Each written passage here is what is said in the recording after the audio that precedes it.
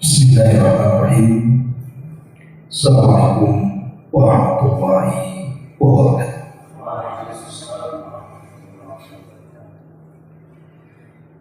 Alhamdulillah wassalatu wassalamu ala rasulillah wa ala alihi wa sahbihi wa mawalah wa la hawla wa la quwwata illa billahi wa ba'd.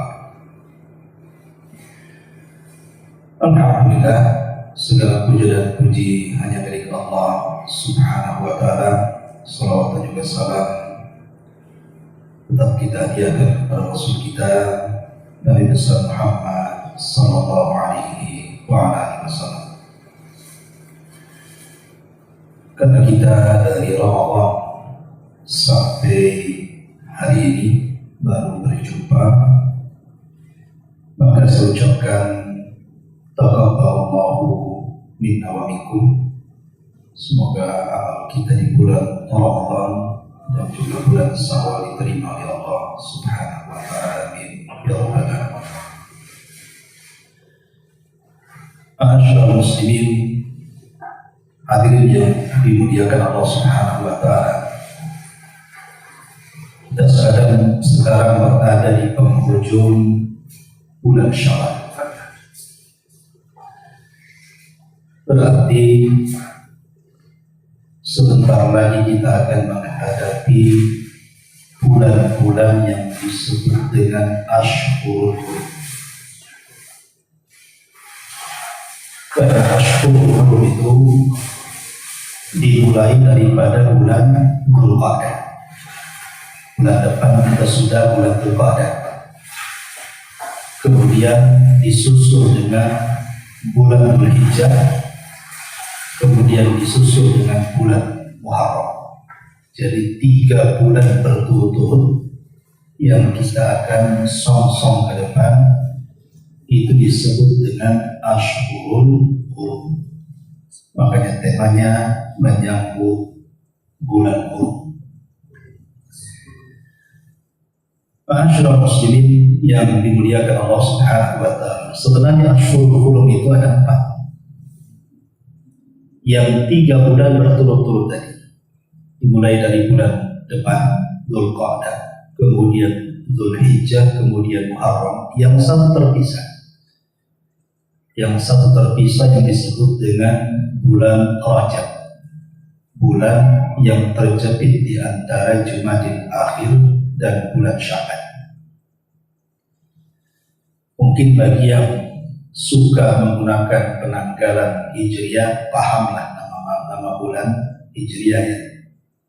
Kecuali yang kajiannya pakai Masehi yang mungkin tidak hafal biasanya. Tapi harusnya seorang muslim lebih hafal bulan-bulan Hijriyah dibandingkan Masehi. Kenapa? Karena ada hukum-hukum ibadah di situ. Hukum-hukum ibadah yang terkadang dalam bulan-bulan tertentu itu sangat dianjurkan Allah dan bernilai pahala besar. Nah, salah satunya adalah bulan Hurum. Baik, kita akan mulai dari firman Allah Subhanahu wa ta'ala, surah At-Taubah 36. Di dalam surah At-Taubah 36, Allah Subhanahu wa ta'ala berfirman, Inna iddatash syuhuri indallahi 12 syahran fi kitabillah yawma khalaqas samawati wal ardh minha arba'atun hurum dzalika ad-dinul qayyim fala tadlimu fihinna anfusakum. Kata Allah Subhanahu wa ta'ala, sesungguhnya bilangan bulan saat Allah menciptakan langit dan bumi dan sudah menjadi ketentuan adalah 12 bulan. Baik Hijriah atau Masehi pasti 12 bulan. Nah, dari 12 bulan ini Allah kecualikan ada 4 bulan yang disebut dengan Ashhurul Hurum, bulan-bulan hurum. Itulah ketetapan agama yang lurus, maka jangan sekali-kali kalian berbuat zalim di 4 bulan ini. Penamaan Ashhurul Hurum ini itu juga disabdakan oleh Nabi Shallallahu Alaihi Wasallam dalam sebuah hadis yang dikeluarkan Abi Bakrah radhiyallahu anhu. Jadi saat Nabi Shallallahu Alaihi Wasallam berkhutbah ketika haji terakhir beliau, Hajjatul Wada, beliau mengumpulkan para sahabat, kemudian bertanya, atadruna ayu yaumin hada? Tahukah kalian hari apa ini? Maka para sahabat sebagai adab mereka mengatakan, Allah wa Rasuluhu a'lam, Allah dan Rasulnya yang tahu. Maka Rasul terdiam sesaat, sehingga para sahabat menyangka Rasul akan mengganti nama hari itu. Maka Rasul pun mengatakan, alaysa yaumun nahri, bukankah ini hari nahar? Maksudnya hari penyembelihan kurban. Maka sahabat mengatakan, tentu wahai Rasul. Kemudian Nabi bertanya lagi, ayyu syahrin hada? Tahukah kalian kita berada di bulan apa? Maka para sahabat terdiam. Kemudian Nabi SAW pun mengatakan, bukankah ini adalah bulan Hurum? Karena kita tahu Rasul haji di bulan Dzulhijjah, dan bulan Dzulhijjah satu di antara bulan Hurum. Rasul memberikan nama akan bulan-bulan Hurum itu berdasarkan lisannya. Apalagi dikuatkan dengan hadis Nabi SAW yang dikeluarkan Imam Bukhari, di mana Nabi SAW mengatakan, inna zaman qad istadara alaikum kahayati yawma khalaqas samawati wal ardh. As-sanatu 12 syahra, minha arba'atun hurum, thalathatun mutawaliyatun dzul qa'dati wa dzul hijjati wal muharram wal rajabul mudhar bainal jumada wa sya'ban. Sesungguhnya waktu itu akan terus berputar, kata Nabi, dan itu dimulai saat Allah menciptakan langit dan bumi, bahwa waktu itu akan berputar dari hari ke minggu, minggu ke bulan, bulan ke tahun, balik lagi, dan begitu seterusnya. Kemudian Nabi SAW mengatakan, hitungan bulan dalam 1 tahun itu 12. Dari 12 bulan itulah kemudian ada yang disebut dengan bulan-bulan Hurum. Kemudian Rasul menyebutkan namanya, Dzulqa'dah, Dzulhijjah, kemudian Muharram. Inilah bulan yang berturut-turut letaknya. Kemudian Rasul mengatakan yang satu terpisah itulah Rajab, yang terdapat pada sebelum Jumadil Akhir dan setelahnya Sya'ban. Dari hadis-hadis yang dijelaskan para ulama di sini menunjukkan bahwa dalam 1 tahun itu ada bulan-bulan istimewa bagi kita kaum muslimin. Dan Allah Subhanahu wa taala mengatakan, wa rabbuka yakhluqu ma yasha' wa yakhtar. Dan Rabb itu terkadang menciptakan makhluk-makhluknya, kemudian dari makhluk itu Allah pilih siapa yang paling utama. Contoh umpamanya ketika Allah Subhanahu wa taala menciptakan air, maka tidak ada yang istimewa dari air itu melebihi Zam-Zam. Ketika Allah Subhanahu wa taala menciptakan tanah di permukaan bumi, maka tidak ada yang lebih mulia dibandingkan tanah Mekah yang disebut dengan Ardul Haram, bumi haram. Ketika Allah Subhanahu wa taala menciptakan batu-batu yang ada di bumi, maka tidak ada yang lebih mulia dibandingkan Hajar Aswad. Ketika Allah Subhanahu wa taala menciptakan para malaikat, maka tidak ada yang lebih mulia dibandingkan Jibril. Karena Jibril sayyidnya para malaikat, pemimpinnya para malaikat. Ketika Allah Subhanahu wa taala menciptakan hari-hari, tidak ada yang lebih istimewa melebihi hari Jumat. Ketika Allah Subhanahu wa taala menciptakan manusia, tidak ada yang lebih mulia kecuali para nabi. Bahkan di antara para nabi tidak ada yang lebih mulia melebihi Rasul kita Muhammad SAW. Nah, ketika Allah Subhanahu wa taala menciptakan bulan, maka tidak ada yang lebih mulia dibandingkan bulan-bulan ini setelah bulan Ramadan adalah bulan-bulan Hurum. Jadi kemuliaan bulan Hurum itu setelah bulan Ramadan, dari 12 itulah bulan-bulan yang sangat istimewa bagi kaum muslim. Makanya mulai bulan depan kita masuk pada bulan istimewa. Kenapa sangat istimewa bulan ini? Inilah yang kita akan bahas supaya kita bisa menyongsong bulan-bulan Hurum ini dengan baik. Ma'asyiral muslimin yang dimuliakan Allah Subhanahu wa taala. Disebutkan di dalam Al-Qur'anul Karim, tepatnya dalam surah Al-Baqarah 194. Ketika Allah Subhanahu wa taala mengatakan asy-syahrul haram bisy-syahril haram wal hurumatu qisas.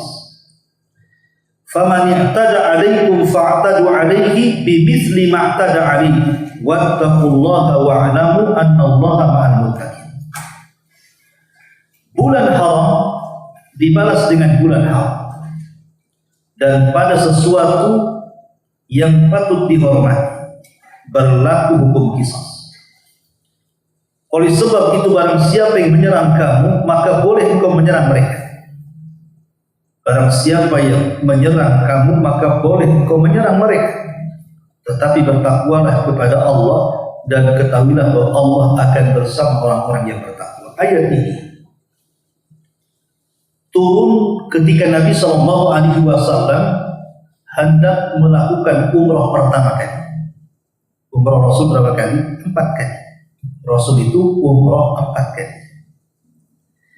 Nah, umrah yang pertama itu disebut umrah qadha, terjadi pada tahun 8 Hijriah. Jadi Nabi SAW membawa 100 sahabat berangkat dari Madinah menuju Mekah untuk melaksanakan umrah. Tetapi ketika berada di perbatasan, Rasul sudah mengambil miqat, sudah menggunakan kain ihram.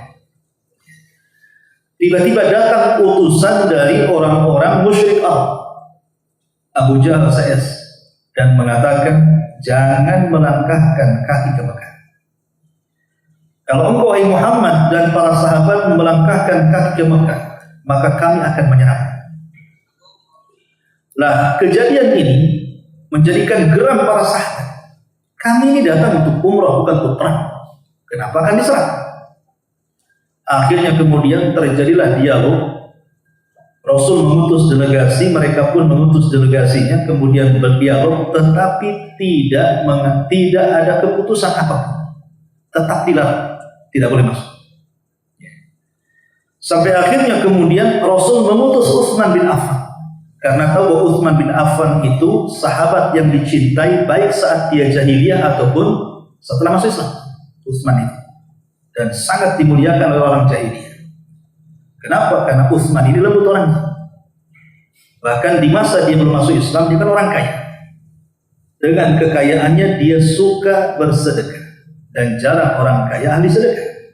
Sehingga Utsman itu sangat disukai oleh orang-orang musyrik. Makanya Nabi SAW atas saran Umar, utuslah Utsman.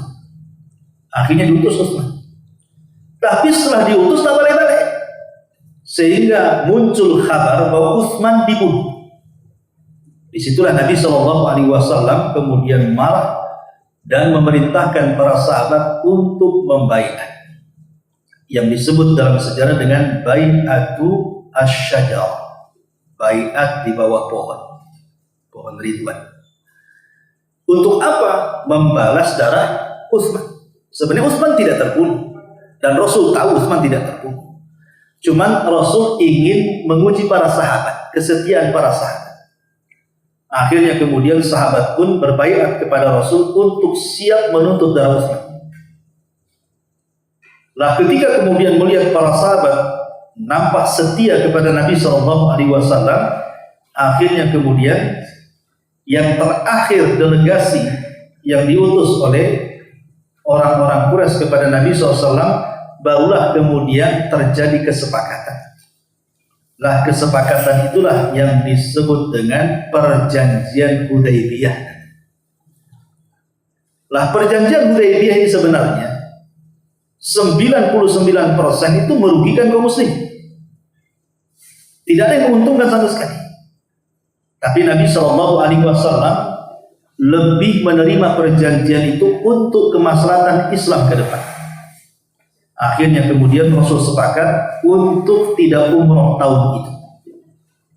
Tetapi dalam perjanjian itu Nabi SAW membubuhkan bahwa dia harus diizinkan umroh tahun depan. Kemudian dituangkan pada perjanjian itu. Akhirnya Rasul SAW merintahkan para sahabat untuk menyembelih dan mencukur kepala mereka supaya bisa menggantikan ihramnya. Maka setelah itu Rasul pulang ke Madinah, tidak jadi umroh. Makanya umrohnya disebut umroh qadha, umroh Hudaybiyah. Kemudian tahun depannya disebut umroh qadha. Nah, ketika Nabi SAW tercegat, tidak boleh kemudian masuk ke tanah haram, dan orang-orang musyrik Arab hendak menyerah, disinilah ayat ini tuh. Asy-syahrul haram di syahril haram wal hurumatu qisas. Bulan haram dibalas dengan bulan haram. Pada dasarnya bulan haram itu tidak boleh perang. Tapi karena mereka sudah membuat ulah dengan mengisukan bahwa Utsman terbunuh, harus ada kisah lah. Orang yang dibunuh, ya harus ada pembalasan. Siapa yang membunuh dibunuh. Kemudian Allah mengatakan, "Faman i'tada 'alaikum fa'tadu 'alaihi bimithli ma i'tada 'alaikum." Kalau mereka berani menyerang kamu di bulan Hurum, maka kalian pun boleh menyerangnya, tapi tidak boleh memulai peperangan. Makanya kenapa kemudian bulan Dzulqa'dah disebut Dzulqa'dah itu? Karena Qa'dah itu artinya duduk. Bulan duduk-duduk bahasa kita. Duduk-duduk tidak boleh perang. Ya. Jadi saking mulianya bulan itu sampai dilarang tidak boleh ada peperangan. Sampai pun sekiranya seandainya ada seseorang itu dibunuh orang tuanya, bapaknya dibunuh, ibunya dibunuh, tapi kejadiannya di bulan Hurum, maka tidak boleh ada kisah. Dibiarkan dulu sampai keluar bulan Hurum, baru terjadi kisah. Nah, sedemikian mulianya bulan Hurum itu sampai, makanya bulan itu disebut Dzulqa'dah. Bulan duduk-duduk tidak boleh perang. Ma'asyiral muslimin yang dimuliakan Allah Azza wa Jalla. Adapun kalau kita kembali kepada ayat surah At-Taubah yang tadi saya baca, ya, surah At-Taubah ayat 36. Di ujung ayat Allah Subhanahu wa taala mengatakan, "Fala tadlimu fihinna anfusakum." Jangan kalian berlaku zalim di 4 bulan Hurum ini. Kata Imam Qatadah rahimahullahu ta'ala ketika memberikan catatan kepada ayat ini, dan ini menunjukkan kemuliaan bulan Dzulqa'dah, Dzulhijjah dan Muharram, dan juga bulan Rajab atau disebut dengan Asyurul Hurum. Sampai Imam Qatadah rahimahullahu ta'ala mengatakan bahwa orang yang berlaku kezaliman, orang yang berlaku kezaliman, kata beliau, maka dosanya akan dilipat gandakan kalau dilakukan di bulan-bulan Hurum, walaupun berlaku dosa itu dilarang di bulan-bulan yang lain. Jadi seandainya seseorang itu melakukan perbuatan dosa di bulan Dzulqa'dah atau di bulan Dzulhijjah atau di bulan Muharram, melakukan dosa di 4 bulan ini, Allah akan lipat gandakan dosanya.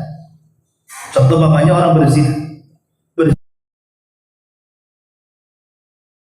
Bulan apapun berzina itu dosa besar, tidak boleh dilakukan.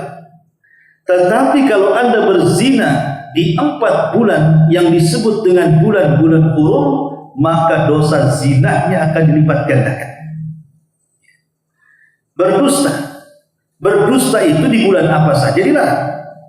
Tapi kalau sampai berdusta di bulan-bulan Hurum, maka dosa dusta itu akan dilipat gandakan. berjudi, minum khamar di bulan apapun dilarang. Tapi kalau Anda berjudi, minum khamar di bulan-bulan hurum, maka dosanya akan dilipat gandakan. Ini sebagai memuliakan bulan hurum, kata Imam Al-Qatadah rahimahullah ta'ala.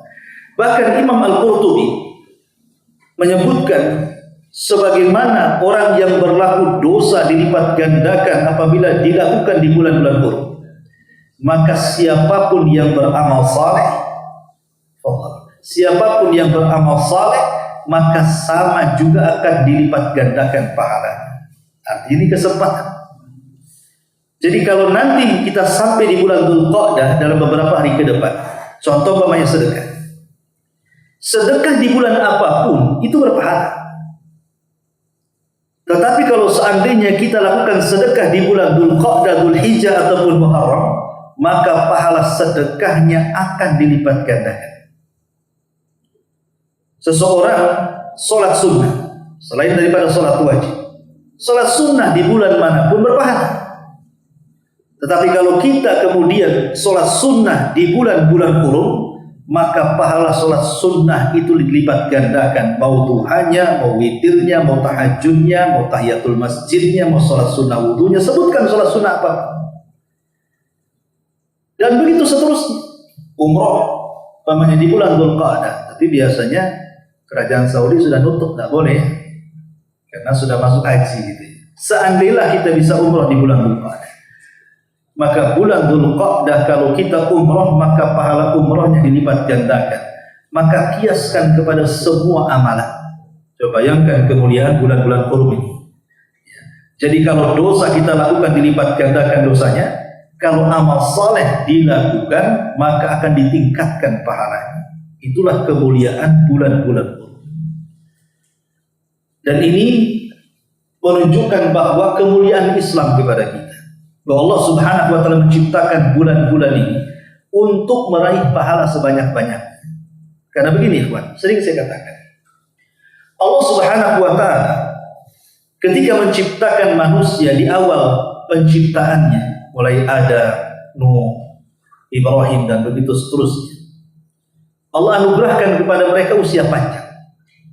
Adam saja usianya hampir 1000 tahun, karena yang 60 tahunnya diberikan kepada Nabi Daud. Jadi Adam itu ditakdirkan usianya 1000 tahun. Tapi satu hari Adam itu bermimpi. Dalam mimpinya diperlihatkan umatnya. Rupanya dari salah satu umatnya itu dia melihat ada seseorang yang bercahaya dahinya. Kemudian Adam berkata kepada malaikat Jibril, itu siapa? Maka Jibril mengatakan, itu dari umatmu, namanya Daud. Kemudian Adam mengatakan kepada Jibril, itu berapa usia orang itu?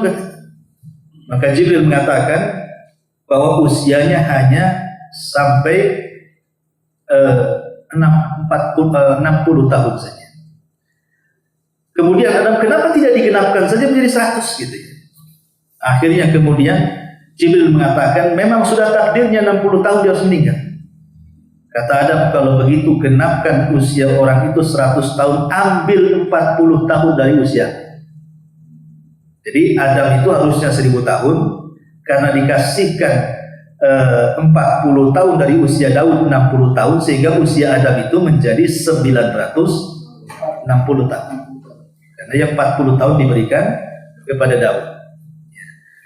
Setelah kemudian Adam pun menua dan sudah waktunya ajal datang. Jadi malaikat maut datang kepada Adam dan mengatakan, ya Adam, Allah perintahkan aku mencabut nyawa. Nabi Adam lupa. Kemudian dia mengatakan, bukankah Allah memberikan usia kepadaku 1000 tahun? Ini kan baru 960 tahun, masih ada sisa 4 tahun. Kenapa kok cepat kali datang? Di sini Adam lupa. Maka kata malaikat maut, bukankah yang 40 tahun kau sudah kasihkan? Dan Nabi Adam disebut al-insan.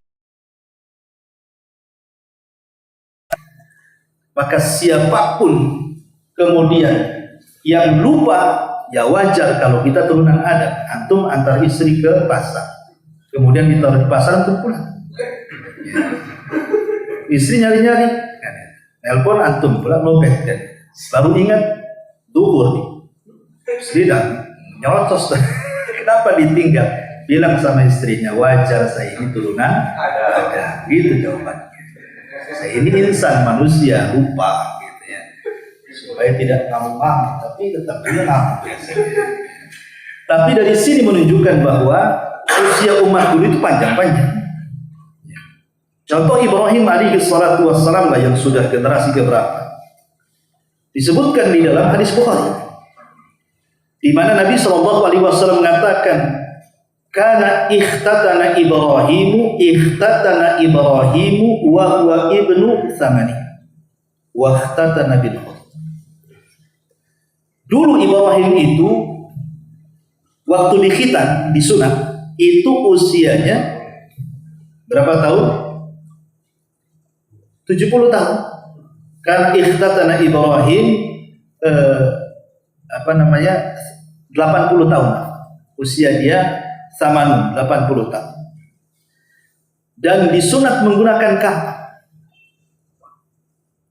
Disunat menggunakan kampak. Di zaman dulu kan belum ada suntik ini ya, pakai kampak lah apalagi. Tapi jangan bayangkan kampaknya gimana. Tapi yang jelas bahwa Ibrahim itu disunat di usia dia samanun, ya 80 tahun. Ya tentu 80 tahun Ibrahim bukan 80 tahun di zaman sekarang.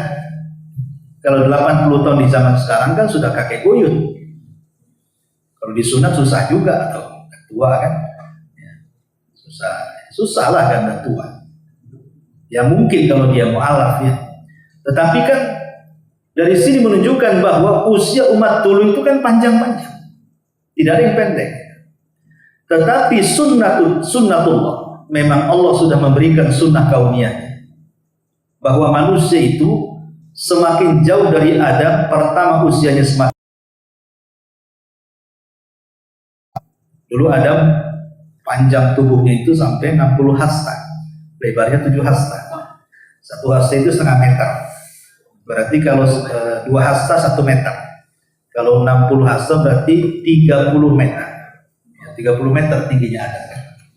Ini berapa bangunan ini? 20 ini lah, 15 kali 30 meter Pak Iqbal. Ini ada 30 meter. Enggak ada. Pelintangnya. 15. Berarti kali 2. Panjang sekali. Ya itu kalau dibuat baju habisin bahan. Kan bahannya harus banyak. Makanya di Arab itu ada replika itu bajunya Nabi Adam, jubahnya Nabi Adam 30 meter. Katanya nanti di surga kita kayak. Nah, sama juga dengan Nabi Adam. Makanya jangan sedih yang pendek. Nanti di surga akan tingginya seperti Nabi Adam. Lebarnya 7 hasta berarti 3,5 meter. Tingginya 30 meter. Lebarnya 3,5 meter kan 7 hasta. Nah, lebarnya 3,5 meter. Ya kan? Ada kan? Ya kurang lebih lah kan. Segini lebar badannya, tingginya. Ya tidak mungkin badannya sebesar atom tingginya 30. Yang listrik kan. Mesti kan lebarnya kalau 3,5 meter wajar badannya. Tingginya 30. Wow. Kalau makan berapa? Kalau makan sudah bakul tuh kan. Iya, mungkin 30 kilo 1 hari. Nabi Adam. Sampai di Saudi itu kan ada sepeda Nabi Adam kan. Kan besar tuh di Jeddah tuh ya. Rupanya dari Jogja. Hadiah ya, dari Jogja untuk Saudi. Dibuat sepeda besar. Intinya bahwa tinggi manusia itu semakin jauh dari Adam semakin pendek. Dan usianya pun semakin pendek. Nah ketika usia semakin pendek secara otomatis maka amalannya tidak banyak. Mau banyak amal gimana usianya pendek? Secara logika ketika amalannya sedikit berarti pahalanya tak banyak. Lain dengan umat dulu. Kemungkinan beramal soleh itu banyak karena apa? Usianya panjang. Ya logikanya bisa meraih pahala sebanyak mungkin. Tetapi Allah Subhanahu wa taala sayang dengan kita kaum muslimin. sekalipun usia kita pendek-pendek, termasuk postur tubuh kita pendek, tetapi Allah Subhanahu wa Ta'ala memberikan kasih sayangnya dengan memberikan bulan-bulan kepada kita, yang dengan bulan-bulan itu kita bisa beramal saleh, di mana amal saleh yang kita lakukan di bulan-bulan tertentu itu bisa menandingi pahalanya umat sebelum kita yang panjang usianya. Lah kemudian salah satunya adalah adanya bulan-bulan hurum, adanya bulan-bulan hurum di sini, Dzulqa'dah, Dzulhijjah, Muharram, dan bulan Rajab. Ma'asyiral muslimin wal muslimin yang dimuliakan Allah Subhanahu wa Ta'ala, yang ingin saya tekankan pada pertemuan kali ini bicara tentang bulan-bulan hurum ini adalah kalimat yang disebutkan dalam surah At-Taubah, fala tadlimu fihinna anfusakum. Jangan kalian berlaku zalim di 4 bulan itu, karena dosanya dilipatkan. Ada perbuatan-perbuatan zalim, perbuatan-perbuatan dosa. Ya, zalim itu kan ada 3 macam. Ada zalim kepada Allah, ada zalim kepada manusia, dan ada zalim kepada diri sendiri. Zalim kepada Allah Subhanahu wa Ta'ala itu ada 2 macam. Ada yang dosanya tidak akan terampuni selamanya, dan kalau masuk neraka dikekalkan di dalamnya. Itulah kesyirikan. Itu zalim yang sangat zalim. Tidak ada yang lebih zalim melebihi kesyirikan. Berdasarkan perkataan Luqmanul Hakim kepada anaknya, ya bunayya inna syirka la dzulmun adzim. Wahai putraku, sesungguhnya kesyirikan itu sezalim-zalimnya kezaliman. Tapi ada di sana zalim kepada Allah, tapi ada kesempatan untuk diampuni, yaitu dosa selain syirik, seperti orang meninggalkan sholat. Ya, umpamanya 1 hari sholat 5 waktu zuhur, mamanya meninggalkan, itu kezaliman juga kepada Allah. Tetapi kalau meninggalkannya bukan karena mengingkari kewajibannya, mungkin karena malas saja, ya, maka masih bisa diampuni oleh Allah dengan amal-amal yang lain.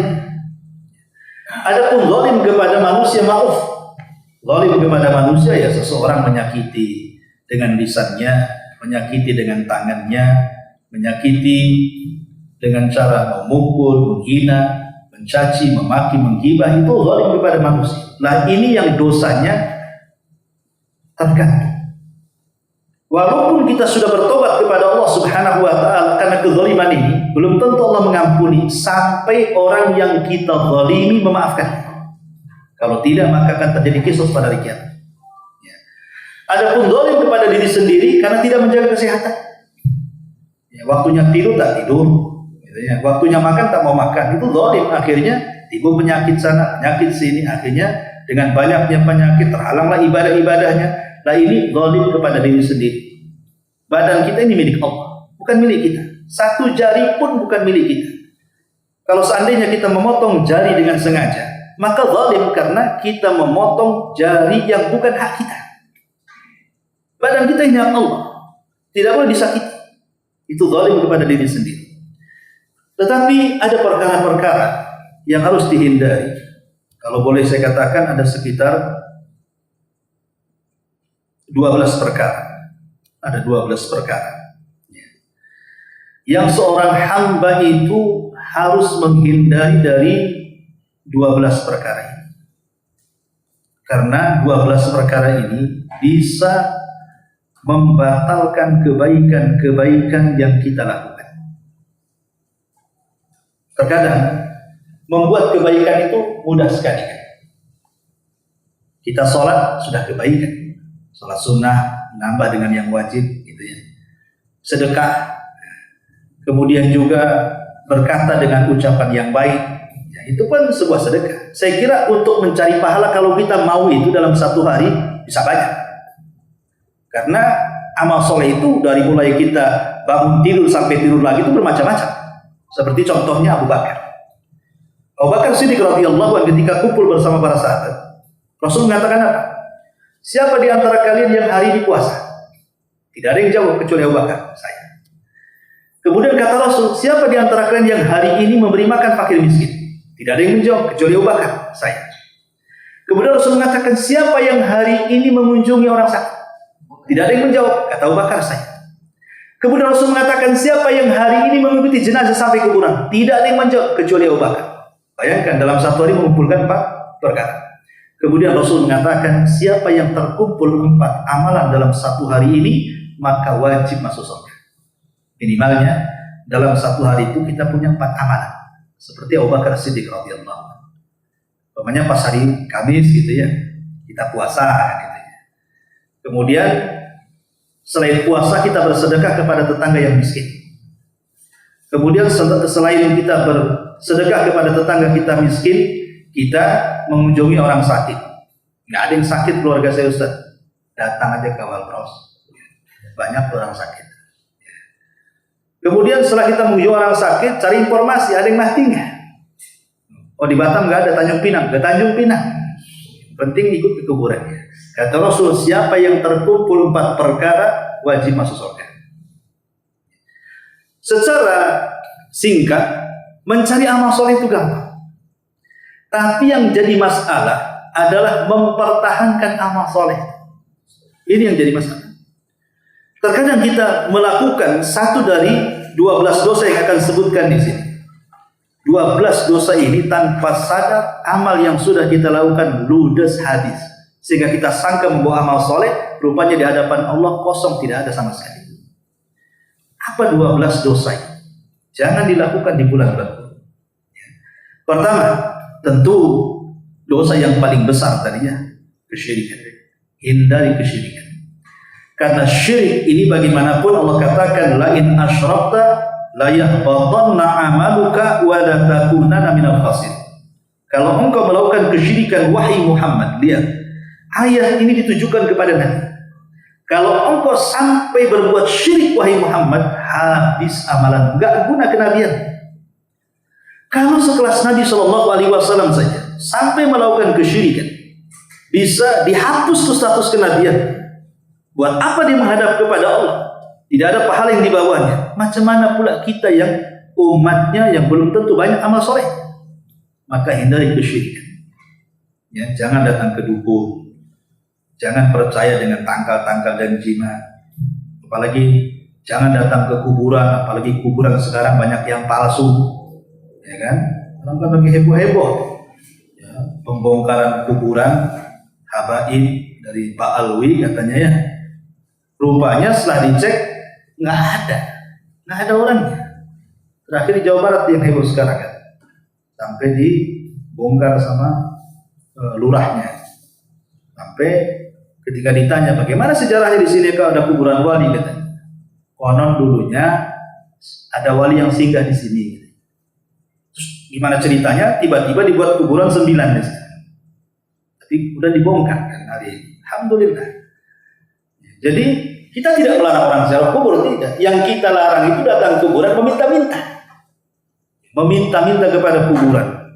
Ya gimana orang yang di kuburan saja nggak dengar, kita kan mungkin. Cuman dia akan mengabulkan doa kita. Mana ayatnya? Innaka la tusmi'u man fil kubur. Allah mengatakan, engkau tidak mampu memperdengarkan orang yang ada di kuburan. Intinya jangan melakukan kesyirikan. Ini yang pertama, secara singkat. Yang kedua, ya, jangan mendatangi paranormal, dukun dan yang semacam. Karena Nabi SAW mengatakan, man ata arrafan fasa'ala an syai'in lam tuqbal salatuhu arba'ina yawman. Siapa yang datang ke dukun, bertanya saja, belum membenarkan, hanya tanya. Dia nggak membenarkan jawaban Pak Dukun, dia nggak yakin, tapi kadang sudah tanya. Macam mana kalau membenarkan, keluar dari Islam? Kalau sampai membenarkan, kata Rasul, faqad bariya an syariati Muhammadin sallallahu alaihi wasallam, maka dia telah berlepas diri dari syariat Muhammad, artinya keluar dari Islam. Kalau bertanya saja, contoh umpamanya Anda mengantarkan orang yang datang ke dukun. Umpamanya kita ini Gojek atau ya mungkin taksi gitu ya, Grab, datang ke dukun, antar orang. Kemudian ikut masuk pula ke rumah Pak Dukun itu. Iseng-iseng kita tanya. Maka kalau iseng-iseng tanya, walaupun Kita tidak yakin dengan ucapan dukun 40 hari sholat kita yang sudah kita lakukan ludes. Kan rugi. Kecuali kalau mau menguji untuk menunjukkan kebatilan dukun. Contoh, di zaman dulu ada seorang yang bernama Hajjaj ibn Yusuf Al-Thaqafi. Hajjaj ibn Yusuf Al-Thaqafi ini pakar Quran, tapi dia membunuh ribuan para sahabat dan para tabi'in. Memang pemimpin berdarah dingin Hajjaj. Jadi pemimpin zalim itu. Tapi dia hafal Quran. Tapi banyak ulama. Hajjaj bin Yusuf Al-Thaqafi. Satu hari Hajjaj ini ngobrol sama dukun. Di sampingnya dukun. Hajjaj tahu dia dukun. Kata Hajjaj sambil mengambil kerikil-kerikil. Tapi dihitung dulu. 1, sambil ditaruh di 2, 3. Dihitung sama dia. Kemudian habis itu dikepak. Kemudian kata Hajjaj kepada dukun, tahu nggak ini berapa kerikil yang ada di kepalan tangan saya? Tiba-tiba dukun ini bisa menebak. Oh, 50 biji umpamanya.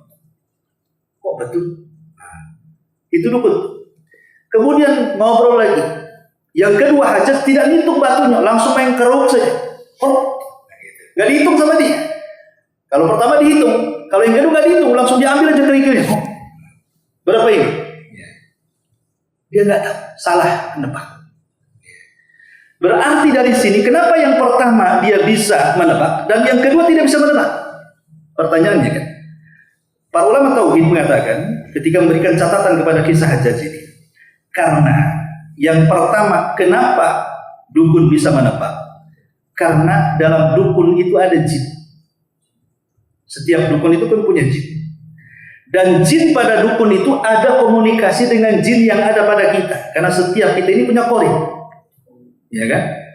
Kita ini punya korin jin yang jahat. Dukun itu punya jin. Lah jinnya dukun itu disebut inforjin. Kalau informan kan manusia. Ada inforjin. Jadi jin inilah yang berkomunikasi dengan jin yang ada pada kita. Apa yang diketahui oleh kita diketahui oleh jin korin. Kalau kita tahu, jin korin tahu. Makanya dia memberitahu kepada jin si dukun untuk menjauh. Makanya dia tahu. Nah, tapi kalau seandainya ordalnya kan, tapi kalau seandainya saya tidak tahu, maka jin korin pun tidak tahu. Itu bedanya. Jin korin tidak akan tahu apa yang kita tidak tahu. Ketika kita nggak tahu, kita nggak tahu, jin pun tidak tahu berapa jumlahnya. Makanya ordalnya tidak bisa ngasih tahu. Makanya nggak tahu. Nah, begitu kata para ulama. Ya, jadi jin korin itu hanya mengetahui apa yang kita ketahui saja. Kalau kita tidak ketahui, dia bisa tahu. Habis itu kata Hajjaj apa? Wallahi inni la'alamu annaka kahin. Diambil pedangnya, ditebas lehernya. Demi Allah, aku tahu kau ni dukun. Ambil pedang, ditebas lehernya, mati dia. Namanya Raja Zalim. Tapi sama dukun kerasnya.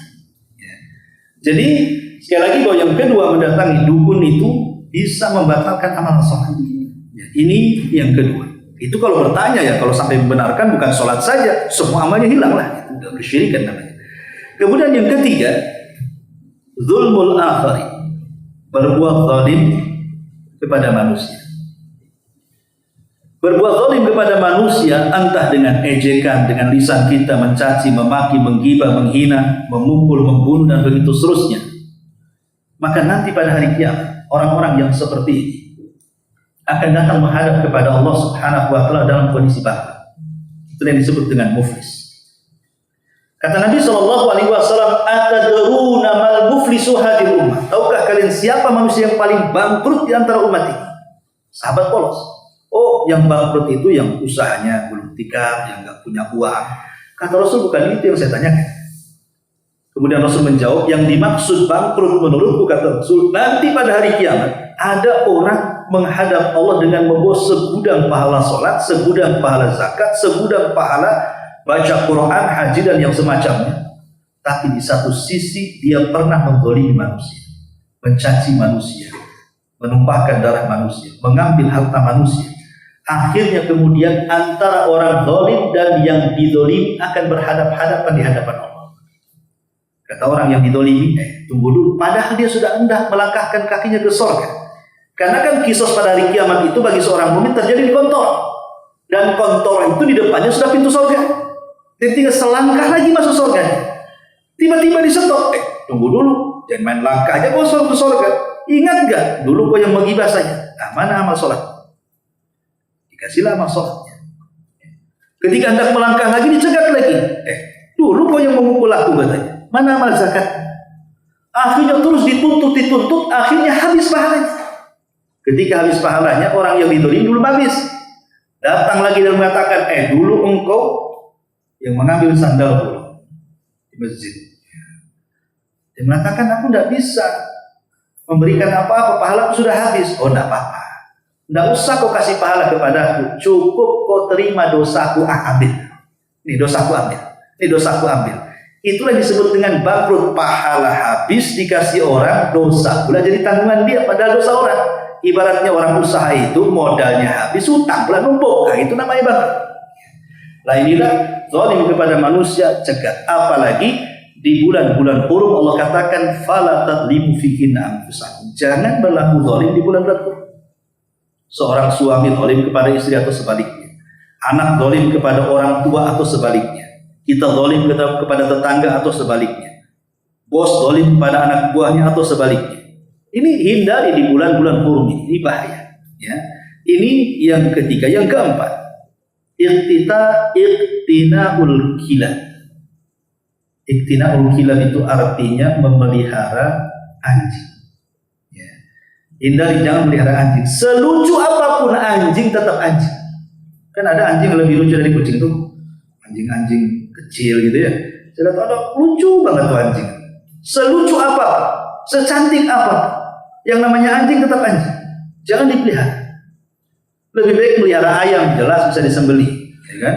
Melihara ikan, jelas bisa dimakan. Melihara anjing, apa yang mau dimakan? Ya. Kucing pun kalau tidak ada faedahnya, apa yang mau dipelihara? Ini kucing loh ya. Terkadang satu kucing itu kalau anggora atau yang semacamnya itu lebih mahal dibandingkan ngasih makan istri kita. Ya kan? Perawatan kucing lebih mahal dibandingkan, belum lagi kencingnya najis, ininya najis, kadang-kadang tidur satu kamar, kadang-kadang ke tempat sholat. Alhamdulillah kan gitu. Kalaupun harus merawat kucing, taruhlah di teras gitu.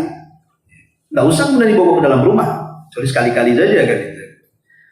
Lah, tapi kan kalau kucing paling mungkin dosanya menghambur-hamburkan harta. Kalau kucingnya menghambur-hamburkan harta itu kan dosa namanya. Terkadang hak kepada kucing lebih besar dibandingkan hak kepada anak. Kasih jajan ke anak gak banyak, kasih jajan ke kucing banyak pula kan. Itu kan zalim namanya. Tetapi memelihara anjing ini saat lucu-lucunya anjing. Tetap kata Nabi SAW, barang siapa yang memelihara anjing, kata Nabi SAW, dan anjing itu bukan anjing buruan. Bukan untuk kita latih memburu ya. Maksudnya anjing buruan itu anjing yang terlatih. Karena kalau anjing itu terlatih, kalau dia menangkap buruan, maka halal buruannya. Padahal liurnya anjing najis. Dan anjing sendiri juga mengatakan najis badannya. Tapi karena dia sudah terlatih, maka dibolehkan. Maksud terlatih itu kalau suruh duduk-duduk, kalau suruh berdiri-berdiri, kalau suruh lari-lari, terkam-terkam, ambil-ambil, itu namanya terlatih. Tapi kalau seandainya suruh duduk berdiri, ya suruh diam lari, itu anjing bego namanya. Nggak terlatih, itu terkamannya nggak boleh dimakan. Ya, kalau tidak terlatih, kalau terlatih bisa dimakan setelah kita baca basmalah. Ya, kecuali kalau seandainya buruannya jatuh ke air dan mati, ya kita tidak tahu apakah matinya diterkam anjing atau karena kurang oksigen kan? Kita nggak tahu, itu syubhat namanya jatuhnya. Tapi intinya anjing buruan boleh dipelihara. Atau kata Nabi SAW, atau anjing untuk hirasah. Hirasah itu untuk menjaga kebun. Ya, kita kebun banyak maling, taruh anjing di situ. Ya, jaga domba, takut ada serigala, taruh anjing di situ, nah, itu dibolehkan. Ya. Tapi selain dua anjing ini kata Nabi SAW tidak boleh.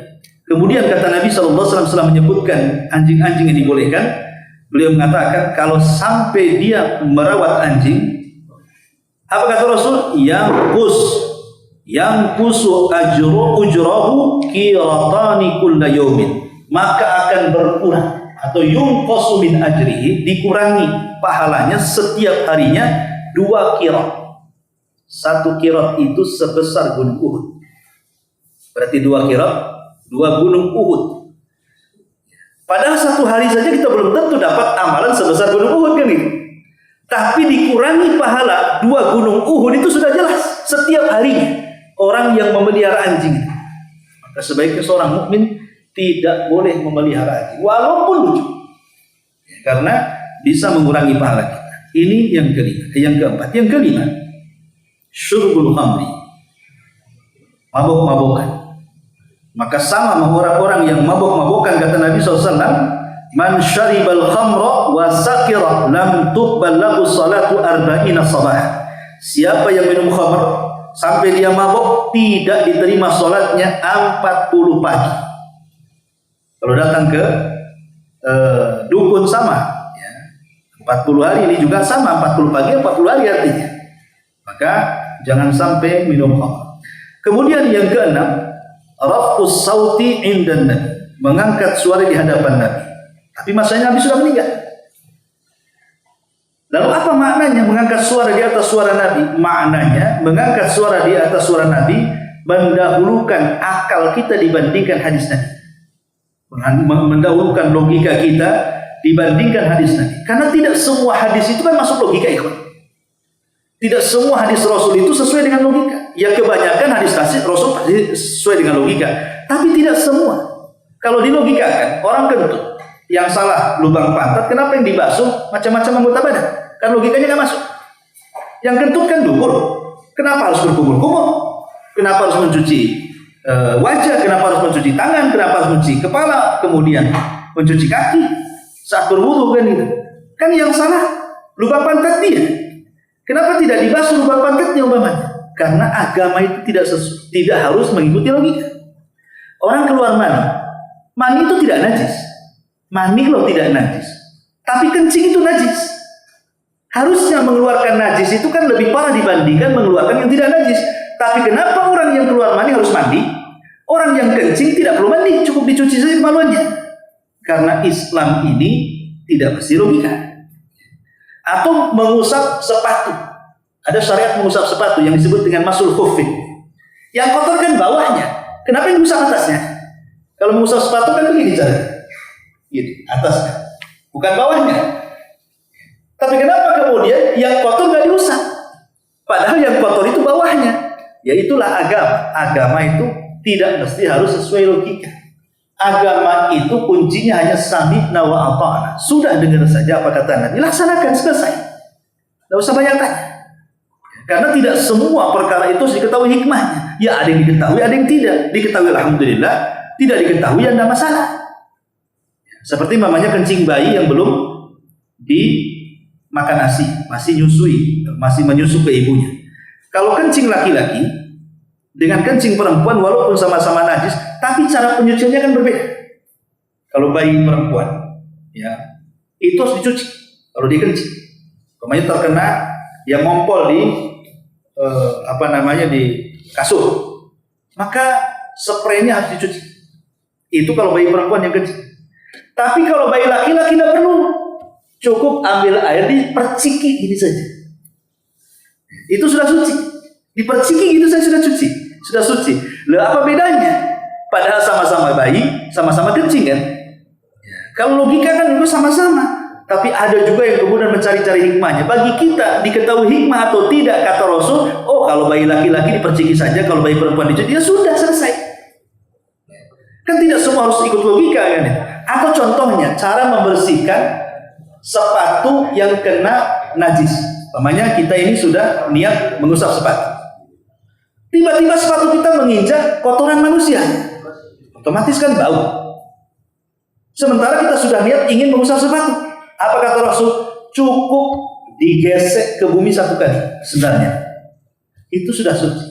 Padahal secara logika digesek satu kali, masa menghilangkan kotoran yang diinjak? Minimalnya walaupun hilang kan baunya nggak hilang kan? Tapi begitulah agama. Kata Rasul cukup digesek satu kali. Kau jangan was-was. Itu sudah pembersihannya. Atau memang seorang wanita pakaiannya melembre sampai ke tangan. Sekali umpamanya ada anak kencing. Kemudian kainnya menyentuh kencing, otomatis basah. Kata Rasul, maka setelah dia terkena kencing itu pakaiannya, kemudian dia melangkah, kemudian terkena debu atau tanah, maka tanah itu sebagai pensucian. Nah, ini kan logikanya nggak masuk sebenarnya kan?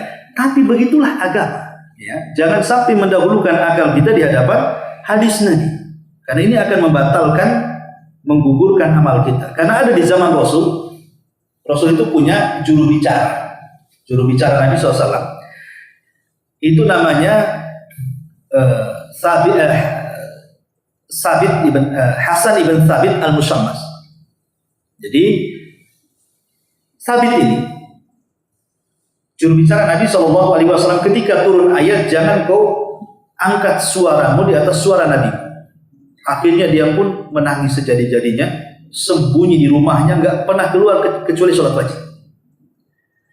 Kenapa kemudian dia melakukan seperti itu? Ini juru bicaranya Rasul.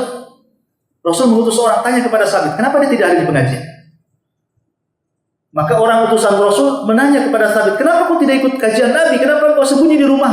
Sambil menangis dia mengatakan, hancur lebur amalan buatnya. Kenapa? Karena di antara para sahabat akulah yang paling lantang ngomongnya. Terkadang suaraku lebih tinggi dibandingkan suara Nabi. Kemudian sampailah kemudian kepada Nabi. Nabi SAW bilang sama Thabit bahwa dia tidak termasuk dalam ayat itu. Karena memang dia disuruh oleh Rasul menjadi juru bicara kan. Ya wajar kan itu. Nah, tapi intinya bahwa yang keenam adalah mengangkat suara di atas suara Nabi. Kemudian yang ketujuh adalah intihak hurumatillah. Ini yang banyak. Seseorang berbuat dosa di mana orang tidak ada yang tahu kecuali kita dengan Allah saja. Dan ini banyak hari ini.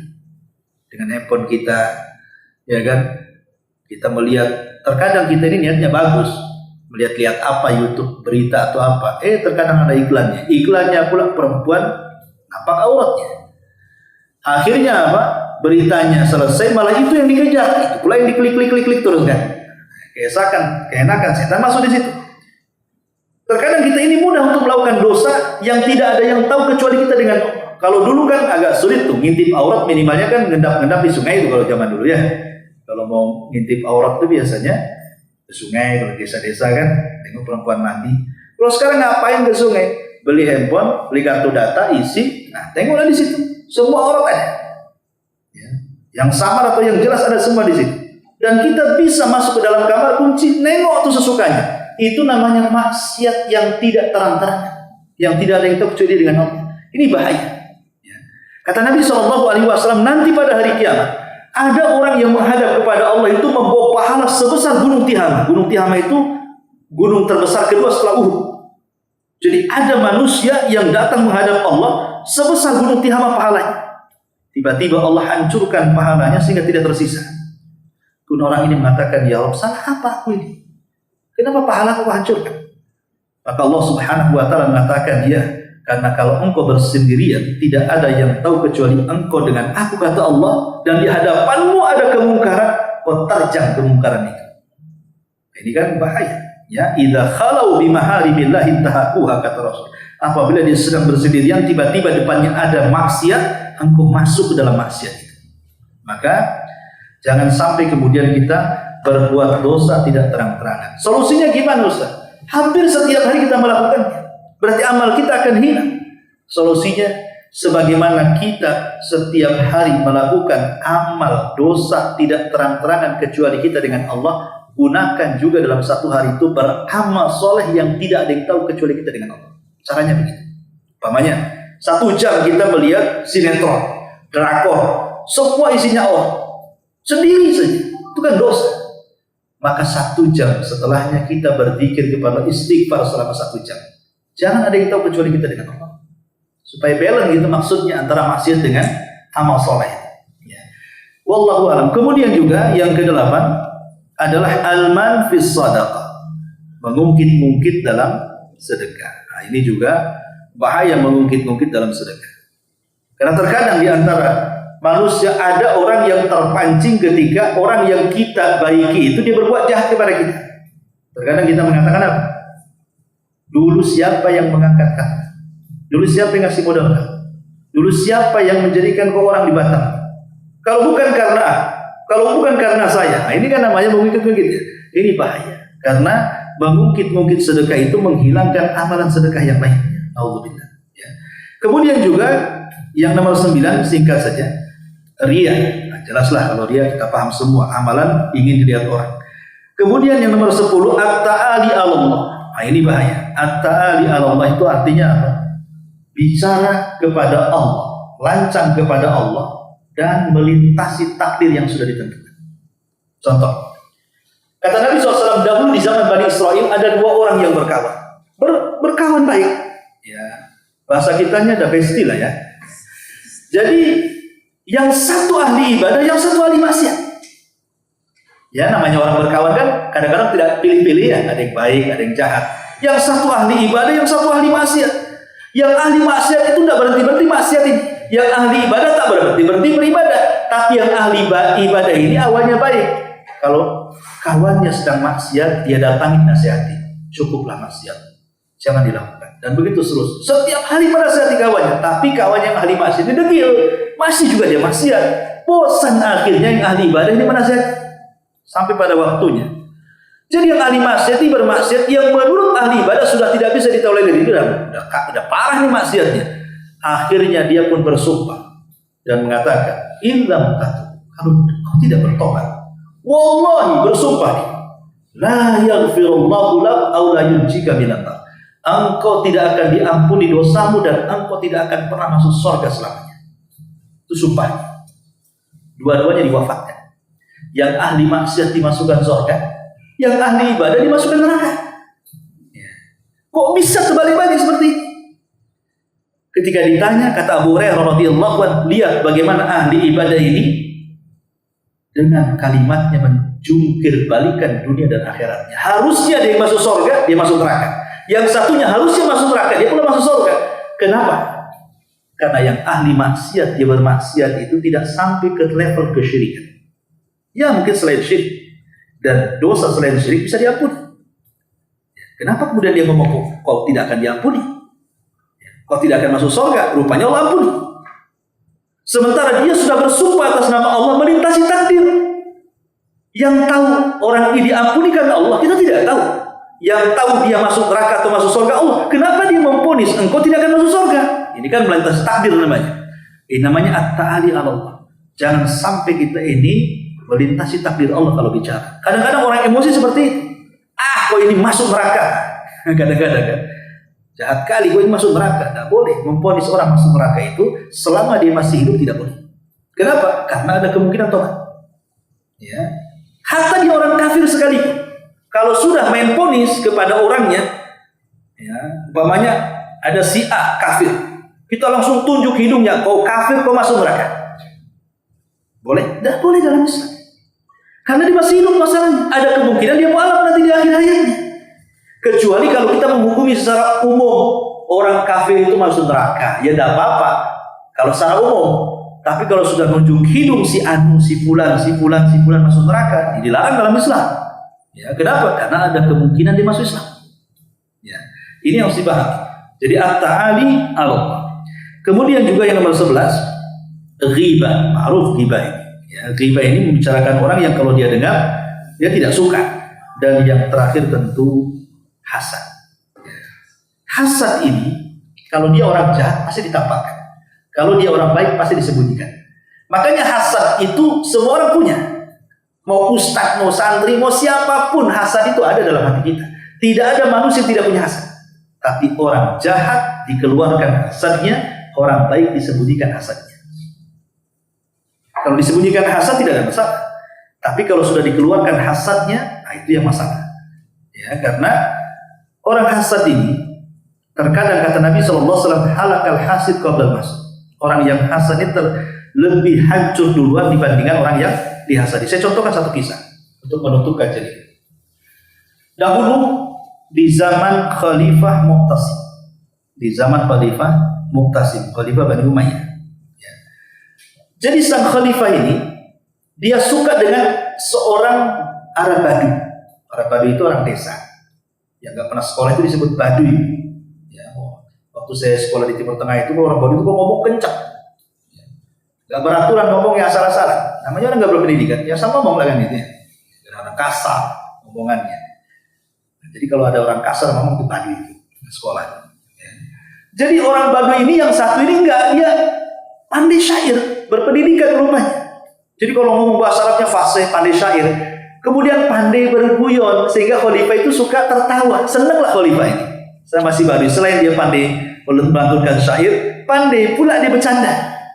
Jadi selalu diundang sama khalifah. Kalau sudah diundang ke istana, duduk di samping dia, kemudian dikasih makan, kemudian bercanda sama khalifah. Lah ada satu menteri Hasan. Kata menteri ini, kok bisa si Badui itu dekat dengan khalifah? Aku loh 12-an tahun di sini, gak bisa duduk di sampingnya katanya. Kurang ajar Ari Badui ini katanya. Akhirnya mulailah tumbuh hasad. Dengan cara apa? Dia ingin membalas si Badui ini. Awas saja nanti, saya akan buat engkau jauh dari khalifah. Jadi satu hari ketika sang khalifah mau temu janji dengan si Arab Badui ini, maka sang menteri mencegah di jalan. Jangan kau masuk istana, masuk dulu ke rumahku katanya. Kata si Badui, ada apa? Ada makan enak di rumahku katanya. Akhirnya masuklah dia ke rumah sang menteri, dikasih makan enak. Tetapi ada makanan-makanan di situ yang rasanya lezat tapi baunya tak sedap. Mungkin bahasa kita makan jengkol, makan pete kan enak tuh, tapi kan baunya tak sedap tuh. Ya.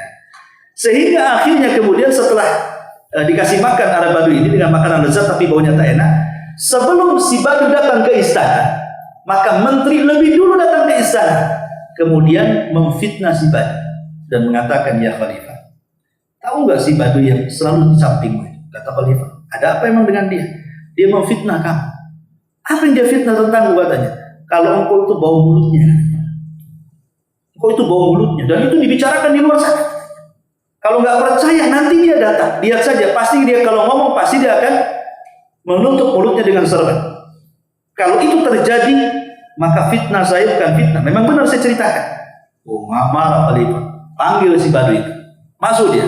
Datang si Badui. Karena si Badui habis makan, kan mulutnya bau.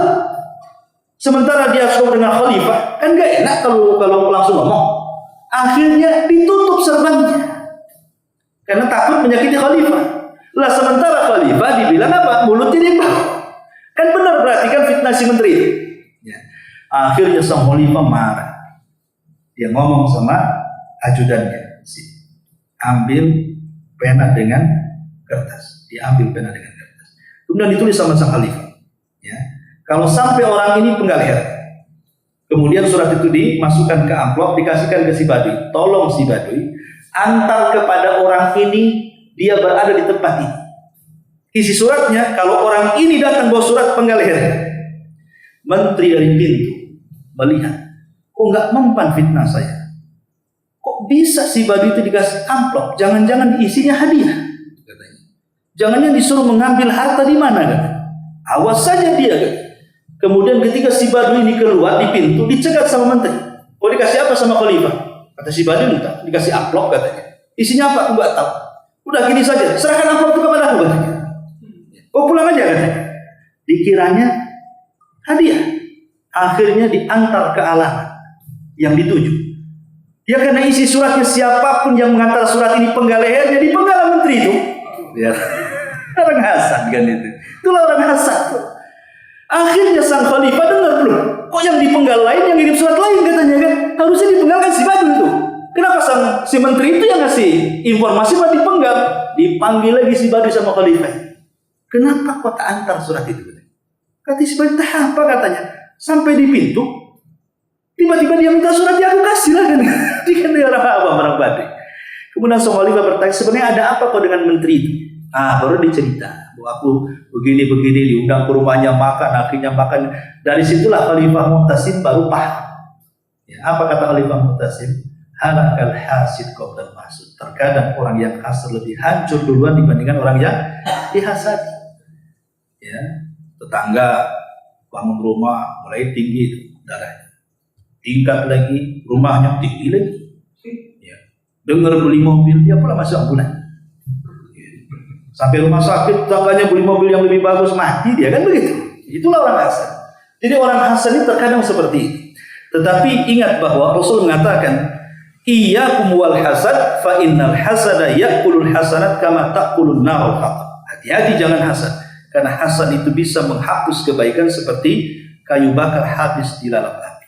Wallahu a'lam bishawab. Intinya di bulan-bulan hurum hindari amalan-amalan yang bisa menggugurkan pahala. karena setiap pahala di bulan Hurum itu akan dilipat gandakan oleh Allah Subhanahu wa taala. Baik, sampai di sini. Silakan kalau ada tanya atau kita tutup. Ya, ada tanya saya. Iya. Assalamualaikum warahmatullahi wabarakatuh. Waalaikumsalam. Itu kan ada di ayat surat Al-An'am 160.